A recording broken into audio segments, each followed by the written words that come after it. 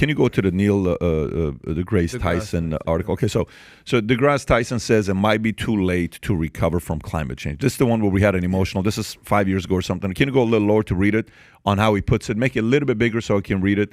So Neil DeGrasse Tyson on some of the devastating floods and hurricanes, and we can make it a little bit small. Okay, there you go.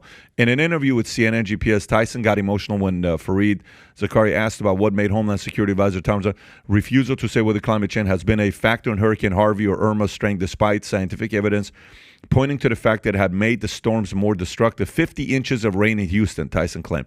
This is a shot across our bow, a hurricane the width of Florida, going up the center of Florida. What will it take for people to recognize that a community of scientists are learning objective truths about the natural world and that you can benefit from knowing about it?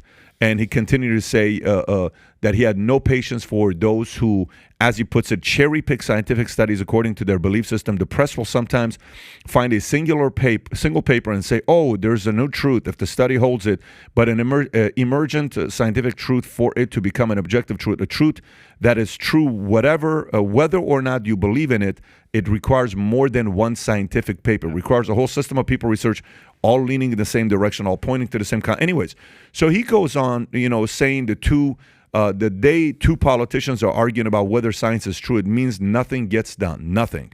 It's the beginning of the end of an informed democracy, as I've said it many times.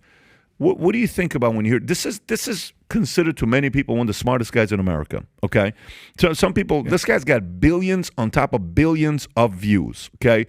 Adults, kids watch his content. They're taught by many teachers. If he's saying something like this, the average person says, right, Neil has to be smarter than you, Mark, to say something like this. And they said the same thing about Anthony Fauci when he first came out. This is what you call science by expert decree. He comes out with this. He does it passionately. He's a science spokesman for decisions that have essentially already been made. He's a science lobbyist, and that's what I call the United Nations Climate Panel. This is a group of people who are self-selected, who join up, and they try to make the report. We have multiple UN heads said, wait till the next report. It'll be so alarming, the world will have to act. So what he's saying, first of all, what he's saying about hurricanes, it's not about, well, this new study, skeptics are right, we have a paper in our hand. It's about data, and it's about the complete picture. What ends up happening in climate alarm, and he's talking about a hurricane the width of Florida, when current reality fails to alarm, you make up scary predictions of the future.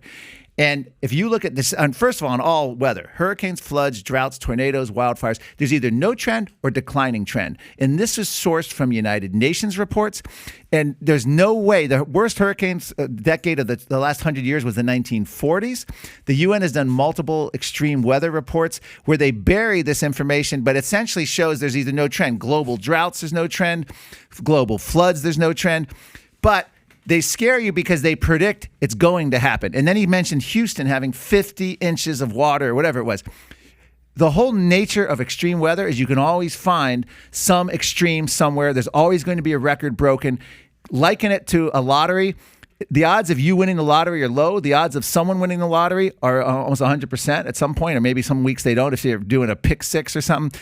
But what his job is to highlight the lottery winners and make it look like everyone's winning. In this case, he's highlighting one city with 50 inches of rain and making it look like that's happening globally, when in reality, it's not. Global floods. So if you look at the actual trends of all the underlying data, it's not there. And by the way, I'm seeing sea level go by here. Sea level's been rising since 20,000 years ago, the end of the last ice age. Sea level by tide gauges. Sea level has been rising since 20 years ago, 20,000 years ago. 20,000, the end of the last ice age. Yeah, it's been a natural rise. So first of all, sea level's always been rising for 20,000 plus years. Second of all, if you look at tide gauges, it's about the thickness of a nickel rise per year. And if you look at satellite, which they started in 93, I think it's like triple or maybe double that rate, or maybe 1.5 times that rate. But there's dueling data sets.